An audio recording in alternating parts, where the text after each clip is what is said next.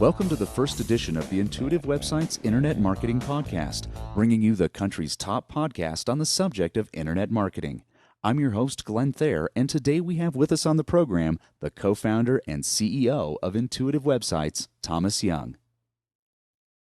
So, Tom, what is the purpose of these podcasts for Intuitive Websites?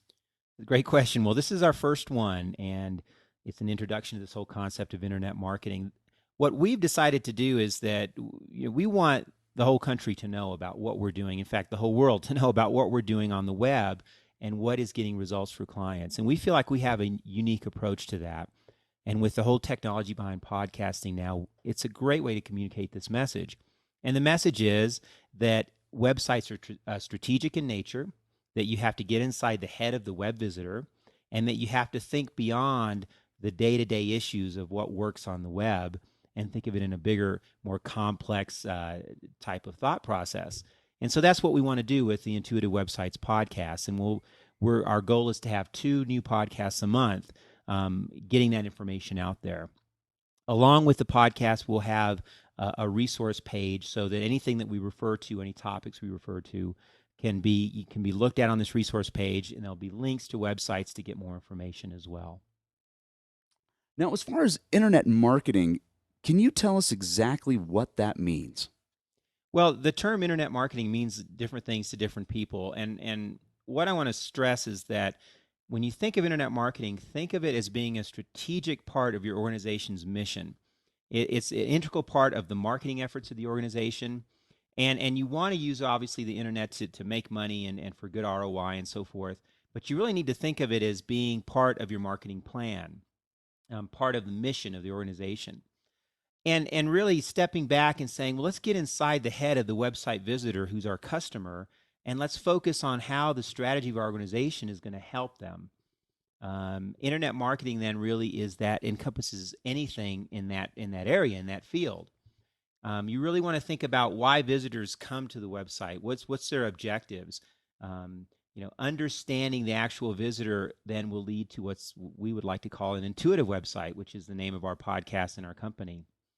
Now, getting into a little bit more detail, internet marketing really is 4 specific strategies. It is, number 1, the branding of your organization. Number 2, it's a conversion of visitors to the website into some type of lead. It's actually selling online, directly online through an e-commerce system. Or it's building the website into a competitive advantage. So it's something that can be used for you to gain an advantage over your competitors as far as there's more content or information there, and then people are going to gravitate more to your business because of the website itself.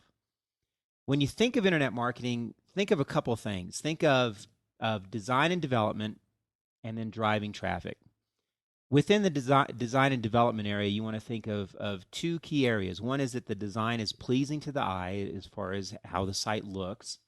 And second, that the site is easy to use as far as how you navigate on the site and how the interactive parts of the site are used.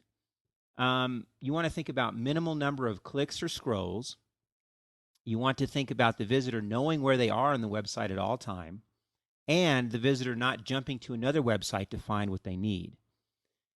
In the driving traffic area, which is the second component, it's real important to get the right kind of traffic. And we recommend basically 4 key areas, which we're going to talk about in a lot more detail in future podcasts. We recommend that you look at search engines. We recommend that you use email, that you build word of mouth through valuable content, and that you look at directories and portals and ways to get other links into your website. So to kind of sum it up, internet marketing is a comprehensive, holistic view of how you build your business through the technology of the World Wide Web, and how you integrate that into your organization's current marketing efforts, and more than that, in a lot of ways, the actual mission of the organization, because this website really is going to be your window to the world. And literally, users from all over the world will see your business first, in many cases, through the web. Now, you've been doing this for a while, haven't you, Tom? Well, actually, I have. And like many people, I came to the web accidentally. My background is really more in the sales and marketing area, and I started a sales and marketing consulting business about 6 or 7 years ago. and decided to launch that business with the website. What I found is that we did some things right on the web, and that there was a lot of people not doing things right on the web. And so we started offering web marketing services in the late 90s. And what happened is that part of the business quickly overwhelmed the sales and marketing consulting side of the business. And so my co-founder and I, Lisa Travis, started Intuitive Websites as a way of teaching and helping people to build websites that were effective. And then from that, of course, all our services and products developed as well. Now we're to the point where I've worked with over 100 clients in different areas in sales, marketing, and internet marketing. And obviously, see our website, intuitivewebsites.com, for more information. Now, you brought up in the beginning, you brought up integrating these concepts into your marketing plan. How exactly does one implement these concepts into their marketing plan to be able to begin marketing appropriately on the web? That's a really good question. And in fact, your question goes a lot deeper than that, because most companies don't do these things. They don't coordinate their internet marketing efforts with their current marketing plan. And in fact, many small businesses don't even have a marketing plan. So, we're very big on planning and on integrating what you're doing on the web into your offline marketing. So let me get into a few points that are going to be very important here when you think about internet marketing and integrating it into your marketing plan. The first point to consider is really the people involved, the web team, the web marketing team. We're going to talk more about this in future podcasts, but this may be one of the most challenging parts of working on the web, is the fact that you're bringing different disciplines together that hopefully have a common vision. And what we've seen in many cases with many clients is that they don't have a common vision. And so there's all kinds of problems that develop between the marketing group, the technical or IT group, and the design or the graphic group. You couldn't really have three more different types of people coming together to try to get a project going. The marketing team tends to be more business-oriented, more sales-oriented, looking at numbers and looking at growing the business and so forth. The technical team is more focused on the technology and making sure things work smoothly and they have the right platforms in place and so forth. And then the design team is more into the artistic expression of the company, the logo, the design of the website, the right colors, and so forth. To make a website work, these three disciplines have to come together and really, work for one common purpose or one common vision. What you find often is that each three discipline has their own vision or their own objectives, and those can get in the way. Our solution to that is that marketing really needs to drive this process, and technical and design people need to report to marketing, and the marketing vision of the organization then drives the website project itself. Someone in the organization needs to be responsible for project management and implementation, and that should be the marketing department. So you don't want to get the clashes between the right brain and the left brain folks that are within the organization. Absolutely, that's exactly what happens. And many times the one side or the other will hold the website hostage. So nothing's moving forward because either technology or design is saying we're not going to move forward because this is the idea we want, and then you have all kinds of internal clashes. So Tom, tell us more about the web user and how they fit into the entire process. Good question. And yes, they're very important, aren't they? The web visitor, of course, is the whole reason we have a website. When you think about internet marketing concepts and implementation of internet marketing, really, let's start with getting inside the head of the web visitor. And that's something that marketing people and salespeople don't do enough of. Well, one of the things that we do is usability testing. We put people on a website and we watch them go through tasks. And as we do this, over time, we've collected basically what their top questions are as they move through a website. And I'll run through a list of those for you. Number one is, what is this site about? That's the first thing the web user will ask when they visit a website. Then they'll start to transition into, well, now that I know what the site's about, what's of value to me on the site? What can I do here? Well, maybe I should be somewhere else looking for that value. Where am I on the site? How do I navigate or search? How do I find the information I'm looking for? All right, well, now where is this company located? Is this a physical company that I can actually call and touch base with? And if so, how do I find out how to contact them on the site? And then one of my favorites is, well, should I tell others about this website? Now, the things they're looking for are price and product details. They want specific information on pricing and product. They want to know how to contact you. They want to know your locations. They're considering delivery options if it's an e-commerce site. They want to see descriptive content and photos that will support them buying from you or contacting you. And they want to see interactive information. They want to feel like the website is more than just information that's been thrown out there like an online brochure. They want to be able to create their product or interact with the website. Now, is it advantageous for a company to give out freebies, if you will, or some reason to drive that traffic to the website, or say, hey, here's a reason that you should tell your friends about the website?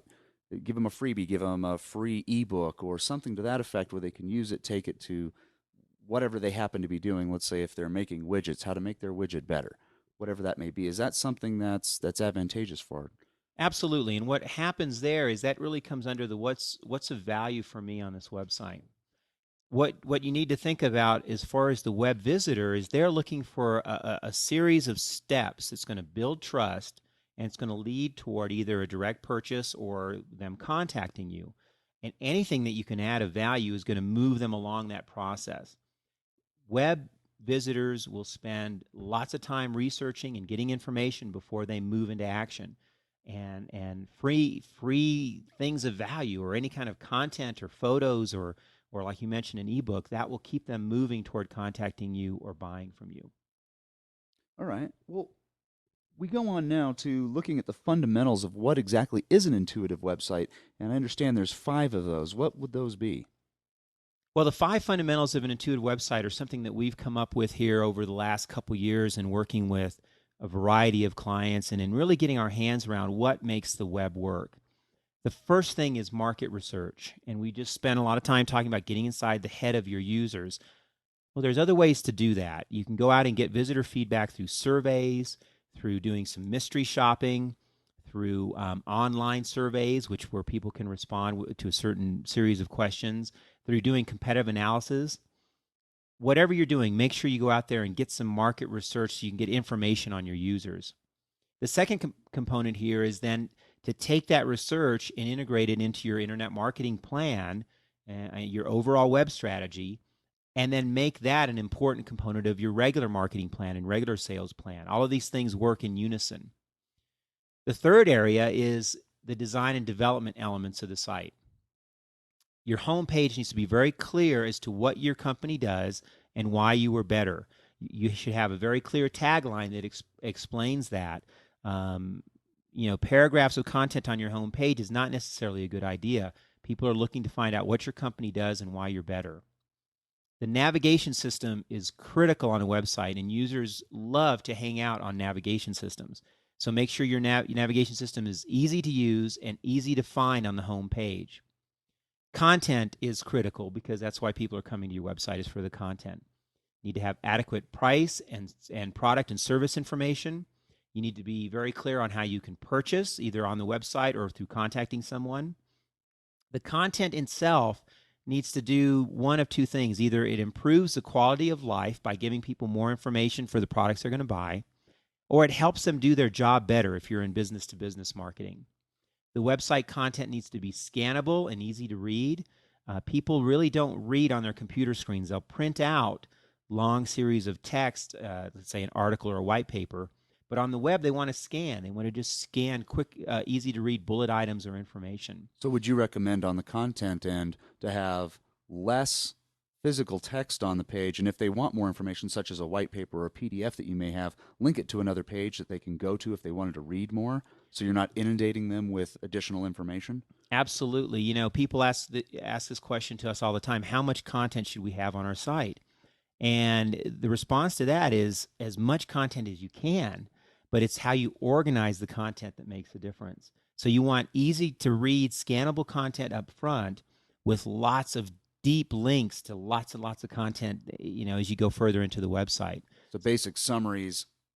Here's the basic information. If you need more or additional information, here's where you can get it. You can go deeper. And then that also fits the needs of the different types of web users, whether they're moving fast and looking for quick information or whether they're doing some real intense research and they want lots of content.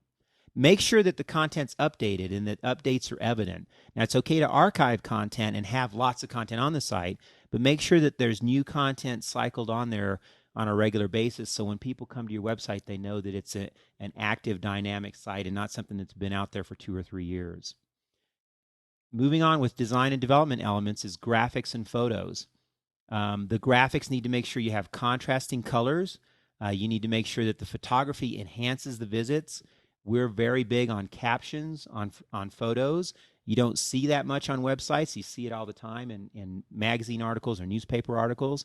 And about 100% of people that read anything, their eye looks first at the photo, second at the caption. And you can actually tell a whole story just with photography and captions. Make sure you have consistent font sizes. Make sure you have interactive forms and a shopping cart if possible. Include contact information on every page and make sure your company locations are listed. If you are going to have any kind of interactive form or a contact us form, you'll get a better response if the form is short and simple. In fact, just think of this formula. The longer your form is, the fewer people respond. The shorter the form, the more people respond. And be careful of the whole idea of required fields.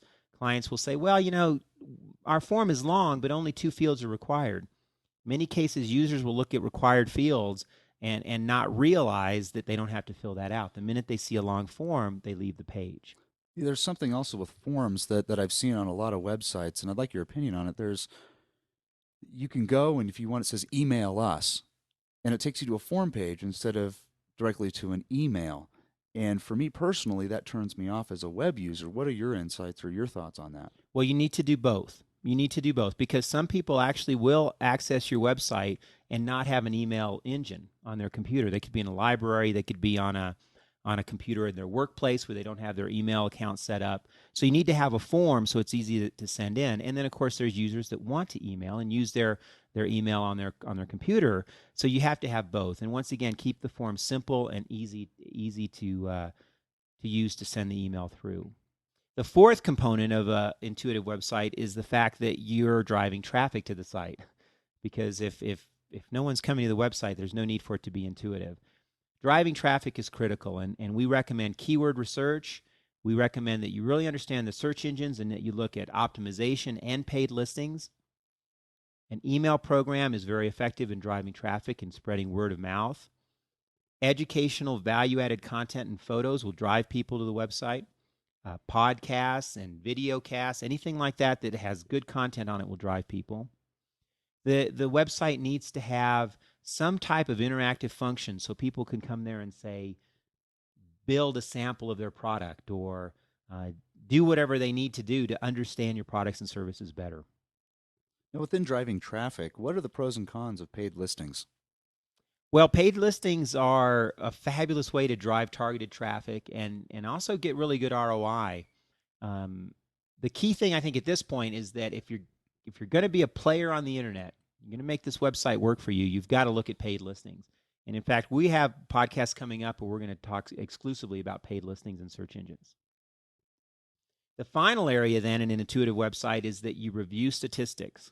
And the key things to look at there are unique visitors, refers, search engine activity, page activity, and really trying to get a sense of when the user comes into your website, what are they doing? Where do they come in? Where do they leave? And what is the path that you want them to take so they can become a customer? How would one go about getting the statistics for their website? That's a really good question. Now, there are several ways to do that. Every website that is hosted on the internet has logs that are being developed. So as users visit your site, all of that information is being tracked. What you have to do is get a software package that can convert that log data into usable statistics. And there's many different types of companies that do that, from ClickTracks.com to Urchin and many others. We end each of our podcasts with an action plan for our listeners. And Tom, what is the action that our listeners should be taking today? Well, this podcast is our first one, and it's really an introduction to this whole concept of internet marketing. We're going to have a whole series of podcasts getting into more details in all these specific areas. But when you think about your website in general, as an introduction to it, I want you to think about 4 different things. The first one is that your website's always under construction, that it's an ongoing process, and that it's an ongoing development and content enhancement process. So fix your design problems and constantly keep the website moving forward. It's always under construction. The second is that you need to have someone on your team be your internet marketing manager, your internet marketing coordinator. Now, they might be sharing responsibilities, or they may have more than 1 or 2 responsibilities in the marketing area, but it should be a marketing person that is responsible for the overall progress of the website and planning of the website. Number 3 is start taking steps to get customer and visitor feedback. Do some market research, whether it's telephone surveys or adding a brief questionnaire on your current website or sending out a few emails with some questions.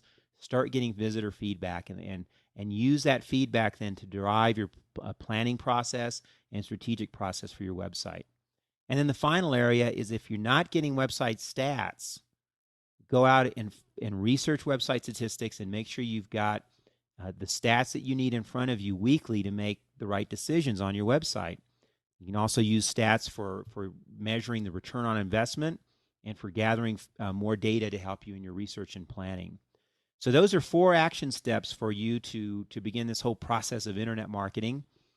Also, check out our website, because with this podcast, you'll find a list of additional resources, some that we've touched on, others that we haven't, but there'll be links to other websites to get more information.